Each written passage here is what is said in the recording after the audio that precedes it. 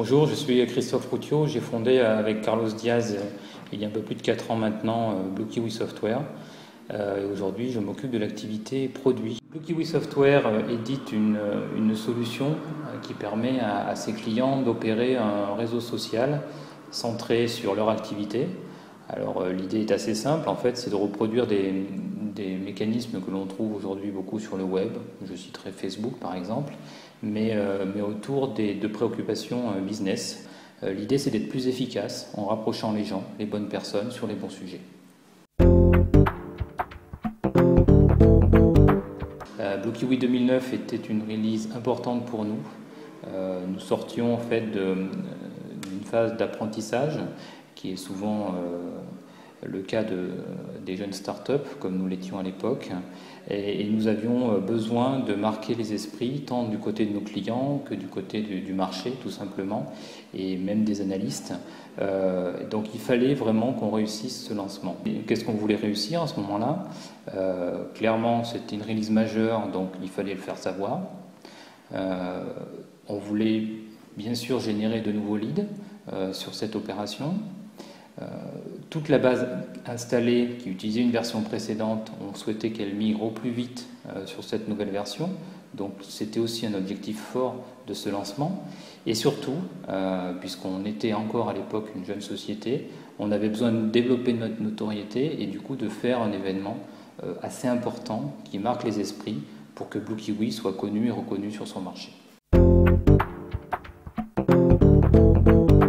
Je crois qu'on s'est retrouvé peut-être autour du 20 septembre ou début septembre 2008, autour d'une table avec les personnes clés de l'entreprise, et on a commencé à écrire un agenda, une espèce de compte à rebours jusqu'au 20 janvier, avec quelques dates clés.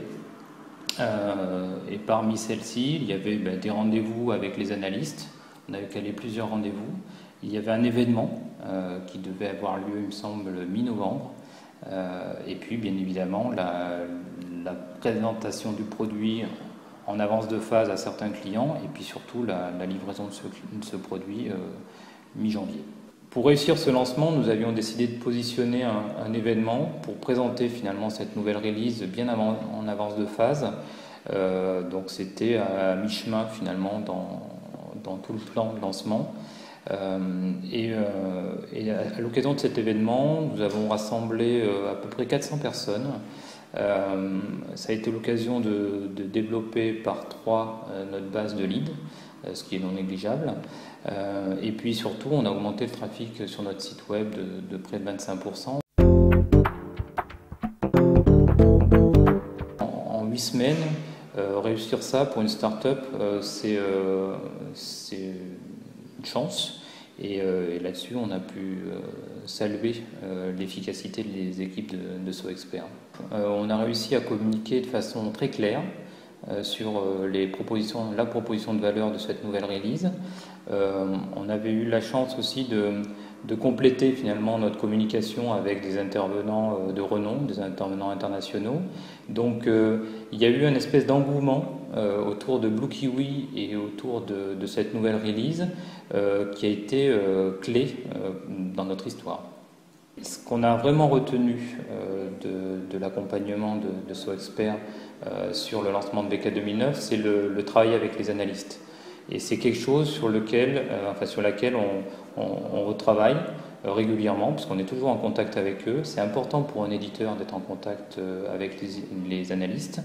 Et tout ce qu'on a appris sur la préparation des rendez-vous avec les analystes, sur la conduite de ces rendez-vous, eh bien on s'en resserre au quotidien. Et c'est une des clés qui font qu'aujourd'hui, on est toujours présent, que ce soit chez Gartner, chez Forrester, dans leurs études et dans leurs différents rapports. Travailler avec SoExpert, c'est être systématiquement à chercher la bonne réponse aux questions qui sont désagréables. Alors, je précise un peu, c'est-à-dire que En fait, quand on est éditeur de logiciel, on est toujours convaincu par le produit que l'on vend. Et des fois, on a du mal à se mettre dans la peau du client qui achète. Et en travaillant tant sur le lancement de BK 2009, mais ça nous a servi par la suite, en travaillant sur les valeurs, sur la valeur ajoutée, sur le bénéfice client, eh bien, on se pose beaucoup de questions et ça nous amène à nous remettre en cause et c'est très bénéfique.